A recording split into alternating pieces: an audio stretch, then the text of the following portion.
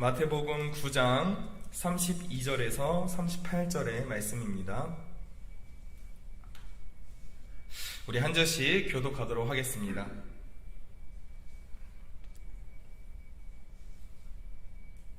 그들이 나갈 때 귀신 들려 말 못하는 사람을 예수께 데려오니 귀신이 쫓겨나고 말 못하는 사람이 말하거늘 우리가 놀랍게 여겨 이르되 이스라엘 가운데서 이런 일을 본 적이 없다 하되 바리새인들은 이르되 그가 귀신의 왕을 의지하여 귀신을 쫓아낸다 하더라. 예수께서 모든 도시와 마을에 두루 다니사 그들의 회당에서 가르치시며 천국 복음을 전파하시며 모든 병과 모든 악한 것을 고치시느니라. 무리를 보시고 불쌍히 여기시니 이는 그들이 목자 없는 양과 같이 고생하며 기진함이라. 이에 제자들에게 이르시되 추수할 것은 많은데 일꾼이 함께 읽겠습니다. 그러므로 추수하는 주인에게 청하여 추수할 일꾼들을 보내주소서 하라 하시니라. 아멘. 할렐루야. 아멘. 추수할 일꾼을 보내주소서라는 제목으로 하나님의 말씀을 전하도록 하겠습니다. 어제의 말씀 마태복음 9장 18절에서 26절의 말씀 가운데 우리는 관리, 즉 회당장이었던 야이로의 딸을 고치신 사건을 보았습니다. 그리고 27절부터 31절까지의 말씀은 예수님께서 두 맹인을 고치신 사건을 우리에게 보여주고 있습니다. 이 두 맹인은 예수님을 향하여 다윗의 자손 예수여 우리를 불쌍히 여기소서 하는 간절한 부르짖음과 예수님께서 능히 눈을 고치실 것을 믿는 굳은 믿음을 가진 사람들이었습니다.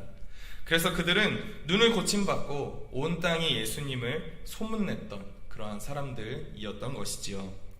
그런데 오늘 이 본문의 말씀은 이 두 맹인이 예수님 앞에 한 귀신 들린 사람을 데려온 일부터 우리에게 보여주고 있습니다.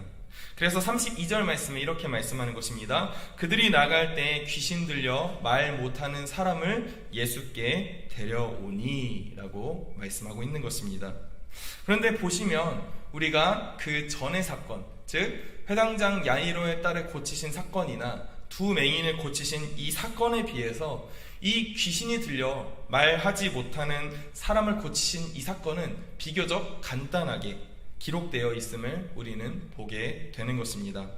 그래서 33절 말씀을 보시면 귀신이 쫓겨나고 말 못하는 사람이 말하거늘 이라고 말씀하고 있는데 이것이 바로 야이로의 딸이나 두 맹인을 고치신 사건에 비해 비교적 한 줄로 짧게 마무리됨을 볼 수 있는 것이지요.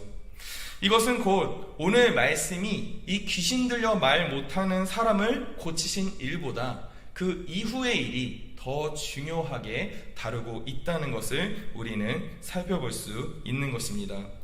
33절 말씀을 그래서 이어서 보시면 무리들의 반응이 나옵니다. 무리가 놀랍게 여겨 이르되 이스라엘 가운데서 이런 일을 본 적이 없다 하되 라고 하시고 있고, 또 34절의 말씀을 보시면 이렇게 말씀합니다. 바리새인들은 이르되 그가 귀신의 왕을 의지하여 귀신을 쫓아낸다 하더라 말씀하고 있는 것입니다. 무리는 어떻습니까? 이미 앞서서 예수님께서 수많은 기적들을 행하셨음을 보았던 사람들이었습니다. 이미 야이로의 딸을 고치시고 두 맹인을 고치시고 혈루증 앓는 여인을 고치신 것을 이미 보았던 사람들이지요. 우리가 이렇게 놀란 이유는 귀신을 쫓아낸 사건보다는 계속해서 하나님의 나라를 전파하시면서 병을 고치시는 예수님을 보고 놀라움을 표현했던 것입니다. 그런데 우리가 한번 생각해 보시면 이 무리들이 예수님을 향해 놀라면서 감탄하면서 했던 그 마음은 나중에 어떻게 됩니까? 예수님을 왕으로 삼으려는, 자신의 유익과 자신의 안정과 자신의 유익을 위해서 그들은 예수님을 왕으로 삼으려 했다라고 하는 것을 우리는 생각해 볼 수 있는 것입니다. 그러니까 이들은 계속해서 예수님이 베푸시는 기적을 보았던 것이지 하나님의 아들이시며 우리를 구원하신 구원자로 오신 메시아이신 예수 그리스도를 보고 놀란 것은 아니었다라고 하는 것을 우리는 생각해 볼 수 있는 것이지요. 또 34절의 말씀을 보시면 바리새인들의 반응이 나옴을 보게 됩니다. 바리새인들은 병을 고치시는 예수님을 향하여서 무엇이라 말하고 있습니까?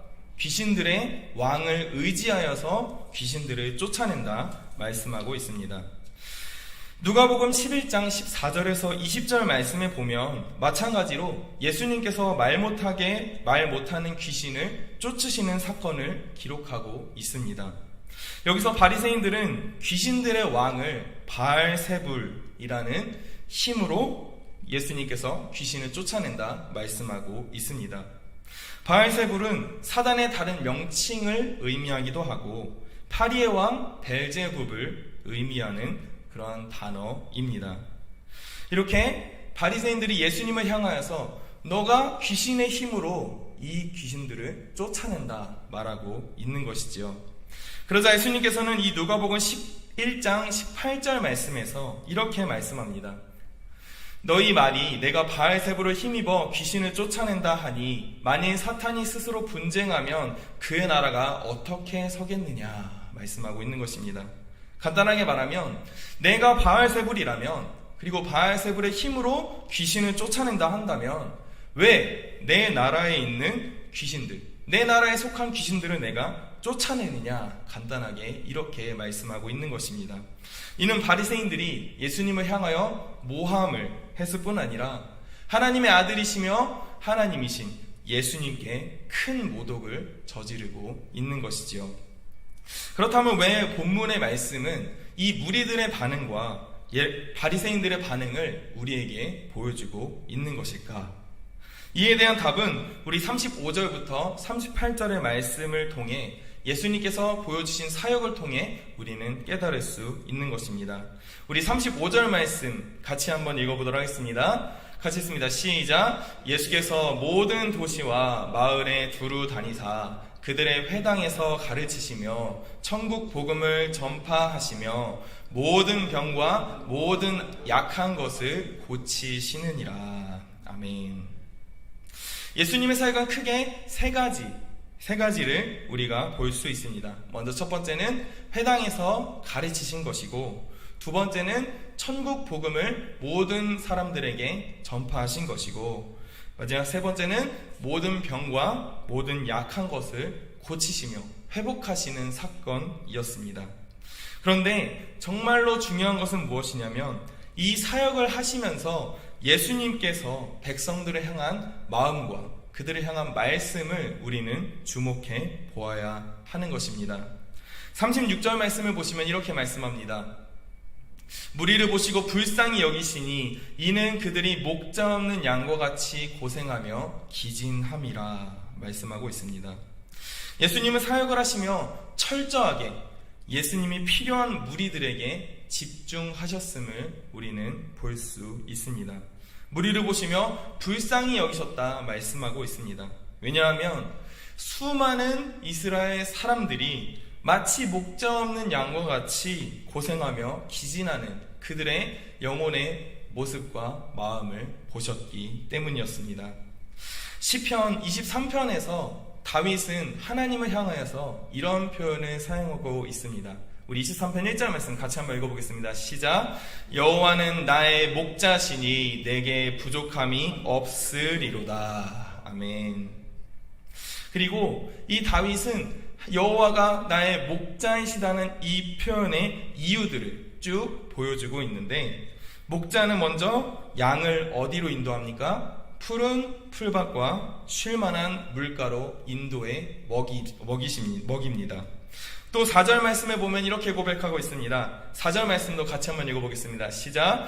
내가 사망의 음침한 골짜기로 다니지라도 해를 두려워하지 않을 것은 주께서 나와 함께 하심이라. 주의 지팡이와 막대기가 나를 안위하시나이다. 아멘.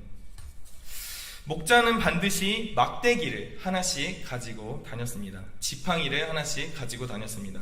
왜냐하면 이 막대기와 지팡이는 늑대나 곰과 같이 양을 노리는 맹수들로부터 양을 지켜주기 때문입니다. 그런데 이 막대기에 또 한 가지의 용도가 있다는 것을 우리는 볼 수 있습니다. 그림 한번 보여주시겠습니까? 네, 이겁니다. 왼쪽의 그림은 맹수를 때리는 막대기의 용도로, 또 오른쪽은 어떻게 하고 있습니까? 양을 끌어 올리는 용도로 이 막대기와 지팡이가 사용되고 있음을 보게 됩니다. 또 한 가지 용도는 바로 양이 구덩이나 골짜기에 빠졌을 때 그 양을 끌어올리는 데 사용되었던 것이지요. 그래서 사망의 음침한 골짜기에 다니고 그 골짜기를 다니며 내가 빠질지라도 해를 두려워하지 않는다라고 하는 이 고백은 맹수의 위협으로부터 나를 지키시는 하나님, 또 내가 깊은 구덩이나 골짜기에 빠져서 죄의 깊은 곳까지 빠져도 나를 끌어올리시는 목자이신 하나님께서 나를 지켜주신다 고백하는 이러한 고백인 것입니다. 그런데 지금 이스라엘 모습을 보십시오. 목자 없는 양과 같이 자신이 위협을 받고 자신이 위험한 길을 가고 있는지도 모르는, 푸른 풀밭과 실만한 물가는 고사하고 먹을 양식이 없어 기진하고 고생하고 있는 그 백성들을 보며 정말로 불쌍한 마음을 가지고 그들을 바라보시는 예수님을 우리는 볼 수 있는 것입니다. 우리 역시 마찬가지입니다. 우리 역시 목자이신 하나님이 반드시 필요합니다. 우리는 하나님 없이 단 한순간도 살 수 없습니다. 아멘이십니까? 그래서 제가 정말로 좋아하는 찬양 중에 이러한 가사가 있는 찬양이 있습니다. 하지만 나의 마음속에 주님의 소망이 없이는 단 하루도 살 수 없네. 주님의 사랑의 팔로 날 안아주지 않는다면 난 한순간도 못 사네. 난 주 없이 살 수 없네. 아멘이십니까? 아멘. 예수님의 기적을 보면서 자신의 왕으로 삼고 싶어 했던 무리들의 모습을 보십시오. 또 예수님을 시기하여 귀신의 왕의 힘으로 귀신을 쫓아낸다 말하고 있는 바리새인들의 모습을 보십시오. 그리고 예수님의 모습과 마음, 그리고 말씀하시는 이 말씀을 한번 보시기 바랍니다. 예수님은 진정 목자 잃은 양과 같이 이스라엘 백성들을 보시며 불쌍히 여기시고 긍휼한 마음으로 그들을 바라보셨습니다. 그리고 목자와 같이 불쌍히 여기는 이 마음은 결국 어디로 이어지게 됩니까? 자신의 목숨을 버리는 목자와 같이, 양을 위하여서 자신의 목숨을 버리는 목자와 같이 십자가에 자기를 내어주시는 그 사랑을 우리에게 보여주신 것입니다. 그 은혜를 우리에게 주신 것입니다. 그렇게 우리는 먼저 고백해야 합니다. 주님, 나는 주님 없이는 단 하루도 살아갈 수 없는 불쌍한 사람입니다. 주님이 없으면 목자 잃은 양과 같이 고생하며 지칠 수밖에 없는 것이 바로 나입니다. 하나님, 나를 불쌍히 여겨 주시옵소서. 이러한 고백이 우리 가운데 흘러 넘칠 수 있는 귀한 시간이 될 수 있기를 간절히 소망합니다. 아멘. 그리고 또 한 가지, 우리는 이 예수님의 말씀을 통하여서 제자들에게 하셨던 이 말씀을 통해서 결단을 위해 기도해야 합니다. 우리 37절과 38절의 말씀을 같이 한번 읽어보도록 하겠습니다. 같이 있습니다. 시작. 이에 제자들에게 이르시되 추수할 것은 많되 일꾼이 적으니 그러므로 추수하는 주인에게 청하여 추수할 일꾼들을 보내주소서 하라 하시니라. 아멘. 그나마 우리는 어떻습니까? 이 새서울교회에서 하나님의 말씀을 들으며 예배를 드리는 복을 받은 사람들입니다. 예수 그리스도의 보혈의 은혜를 알고 그 복을 누리고 있는 사람들입니다. 그런데 아직도 예수 그리스도의 복음을 듣지 못하고 알지 못하는 목자 없는 양과 같은 영혼들이 너무나 많음을 우리는 기억해야 하는 것입니다. 말씀을 준비하면서 이 부분을 보면서 묵상하는데 저의 모습을 보며 너무나 부끄러운 마음이 들게 되었습니다. 제가 우리 교회에 와서 전도팀 담당 교육자가 되었습니다. 그런데 요즘 들어 제가 가장 많이 들었던 말 중에 하나가 무엇이냐면 새 가족이 왔을 때 어떻게 하고 있는가, 또 어떻게 해야 하는가 라는 말이었습니다. 그런데 저는 정말로 부끄럽게도 새 가족이 언제 왔는지, 새 가족이 누구인지조차 알지 못함을 바라보게 되었습니다. 물론 우리 교회 온 지 이제 막 6개월이 지나고 있다는 그 이유가 있지만, 예수님과 같은 마음이 나에게 있었는가? 새 가족이 누가 왔는지 관심을 가지고 복음을 전하기 위해 얼마나 마음을 가지고 있었나 돌아보니, 바쁘다는 이유로, 또 제가 2부에 유초등부 예배를 인도하러 올라간다는 이유만으로 그들을 돌아보지 못했음을 바라보게 되었습니다. 그래서 우리 교육자들과 이 새가족팀 섬김이신 지경숙 권사님께서 열정을 가지고 이 국제제자훈련원에서 하는 이 새가족 세미나를 신청하게 되었습니다.